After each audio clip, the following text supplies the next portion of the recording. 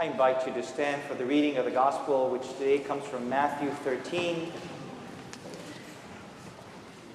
Two sections of Matthew 13, verses 1 to 9, and then we skip down to verses 18 to 23. And that's because the disciples, after hearing the parable, were asking Jesus, what does this mean? And so we first get the parable, and then we get the explanation. That same day, Jesus went out of the house and sat beside the lake. Such great crowds gathered around him that he got into a boat and sat there while the whole crowd stood on the beach. And he told them many things in parables, saying, listen, a sower went out to sow, and as he sowed, some seeds fell on the path, and the birds came and ate them up. Other seeds fell on rocky ground, where they did not have much soil, and they sprang up quickly, since they had no depth of soil. But when the sun rose, they were scorched. Since they had no root, they withered away. Other seeds fell among the thorns, and the thorns grew up and choked them. Other seeds fell on good soil and brought forth grain, some 100-fold, some 60, some 30. Let anyone with ears listen. Hear then the parable of the sower.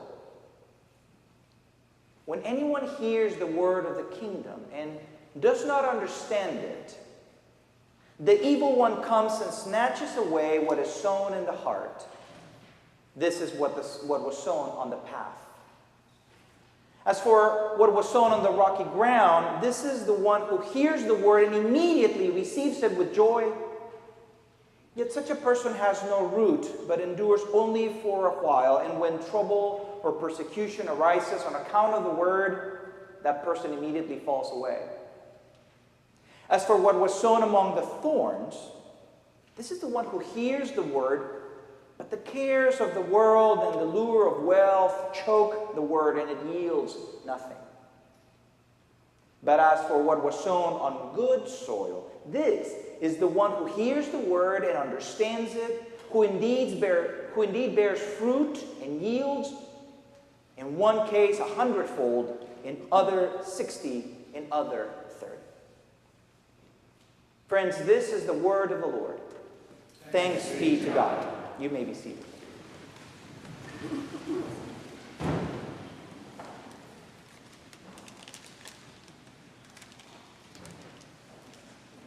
I've been thinking a lot about my friend George, because his wife Doris passed away a week and a half ago. You may remember George is a Presbyterian pastor, a friend of mine from Kenya, which is where I met him. He lives in California right now, where he works in order to be able to send money to support his family back home. Doris, still in Kenya, became ill a few months ago and developed some really terrible headaches. It turned out to be a brain tumor. And they operated and treated her with chemo, but it wasn't enough. All during her treatment, Doris was able to speak with George by phone, so they were able to support each other in the midst of a really difficult time. She was such a faithful person who lived her life knowing that she was always in God's care. She faced individually and then as a family collectively, faced great many difficulties, which were a challenge but never a threat to her faith. And even from her hospital bed, thousands of miles away, she was able to comfort her husband on the phone, even as she knew that her time drew near. As I've been thinking about Doris, I remember the day I met her.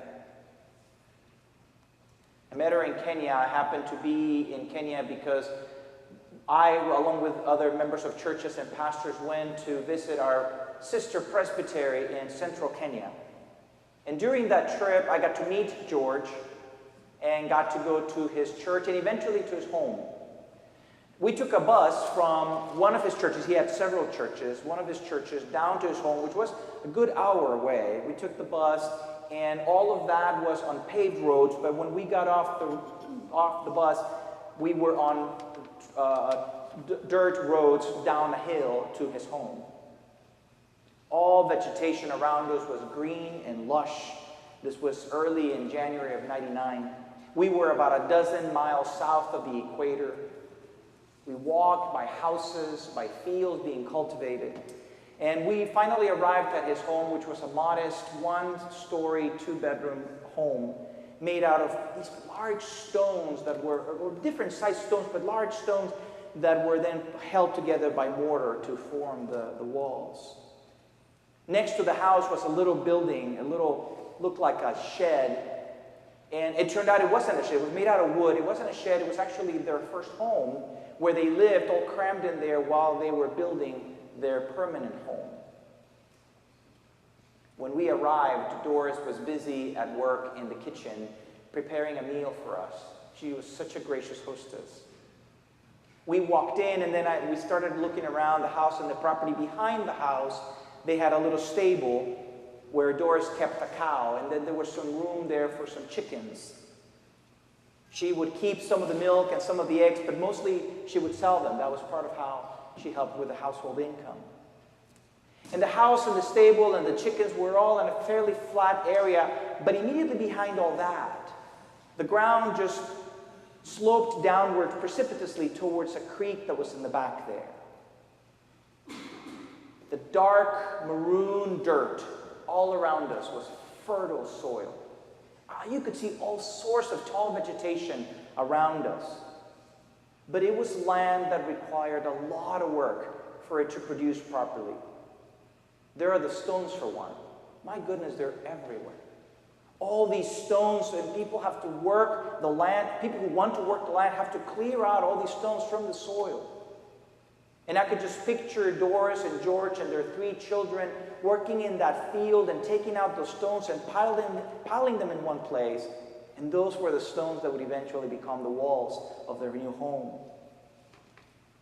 Then there was the slope to contend with, and so they had created these terraces along the way with stones and with dirt so that they would be able to be some flat places where something could grow. And so she would grow vegetables for the family. And then there was actually grass growing there that she would then literally cut by hand and take to the cow, because if you let the cow in the backyard, she would kill the terraces.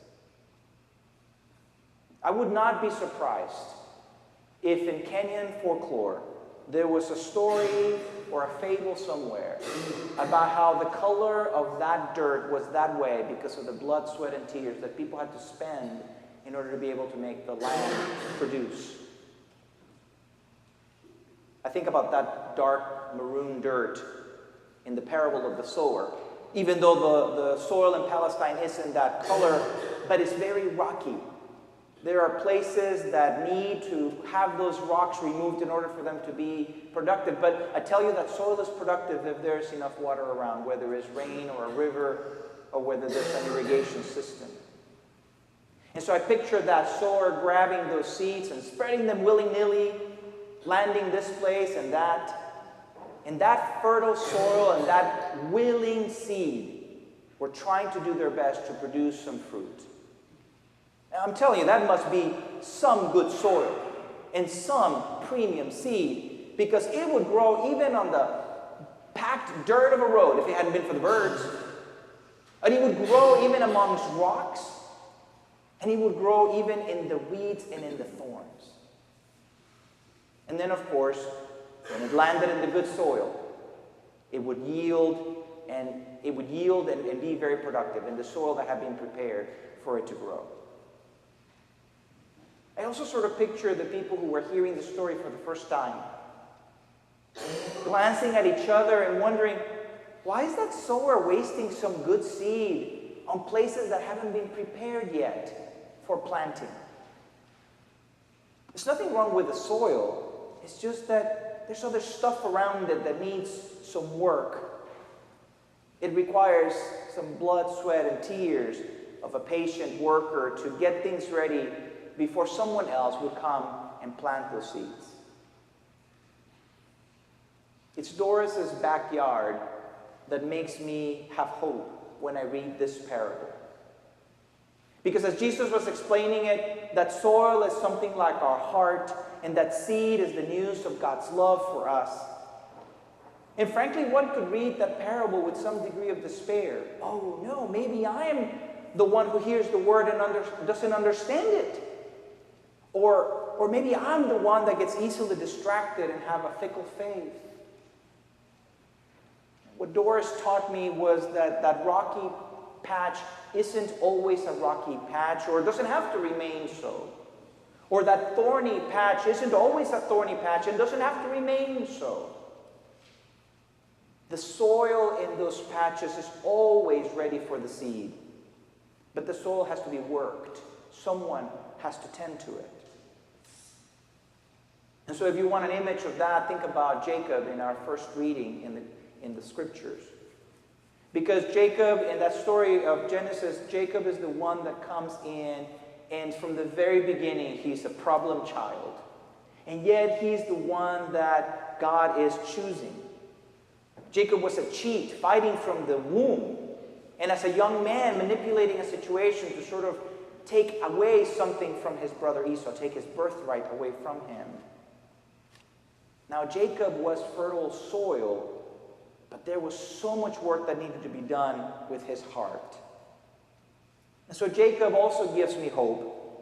Because of all the stories about Jacob, it is clear that we are seeing someone that God has chosen, and yet in tension with knowing that he was such an impulsive person, a spoiled brat, just imperfect. And yet God saw in him someone that God wanted to grow as a leader. Not actually the firstborn, Esau, but this usurper, Jacob. It gives me hope that God is never done with us, never done working the soil of our hearts until the seeds can be as fruitful as could be, and then the yield can go beyond our expectations. And so Doris gives me hope because she had faith in her land, in her husband, in her family, in her country.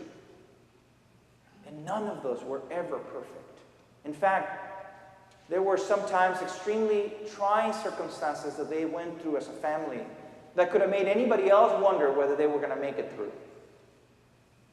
There were instances of corruption in that country, of such violence, that you would wonder if the family would be safe because they saw others getting hurt around them. And yet she had faith in her land and her people because she had faith in God.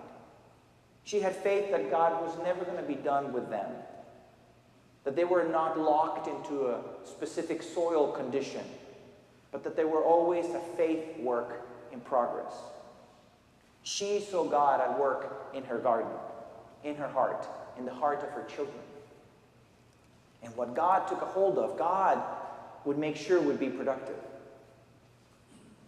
So we may have no right to judge a neighbor's life only because we see them with a bunch of rocks or a patch of thorns growing around it.